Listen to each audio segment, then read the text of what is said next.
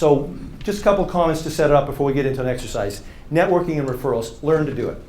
Right? This is not one of those things, I don't like talking to strangers. Well, if you have a proper opening and you can introduce yourself, within about 30 seconds you're no longer a stranger. Okay, so you got that first 30 seconds that's maybe a bit awkward, and then you're talking to somebody that you're starting to get to know. Are they going to become a friend? I don't know. You know, and if you're out looking for friends, then I guess work on making friends, but we're talking, this is a business seminar, right? So if you can create a relationship with someone where you might be able to do business, and then as I've talked about, get to know them, build trust and rapport, they might become a friend, yeah. So that one chart that I drew up for you.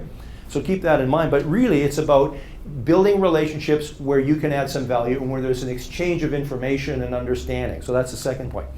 The other way to network is just by doing good work.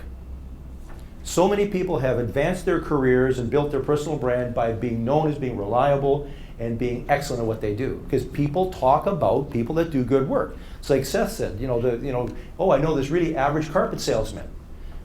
So when was the last time you went to a restaurant or a dry cleaner or whatever and met somebody that was average or mediocre? Did you run around telling everybody, oh, I met this really average guy today? No, I don't think so. We talk about really good and really bad.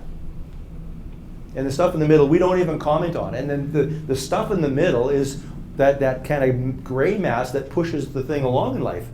So where you want to be, and even we go back to that one chart, strategic partner commodity, there is, in many cases, actually better opportunity at the bottom if you're like a Costco or a Walmart, because you're not saying we're going to change the world. You're just saying you want some stuff cheap in a central location. That's what we do.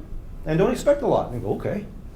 Or up here, but it's the stuff in the middle that people are duking it out. That's where most people go down, just because they can't sustain that, because you're just sort of slightly above average, still more or less average.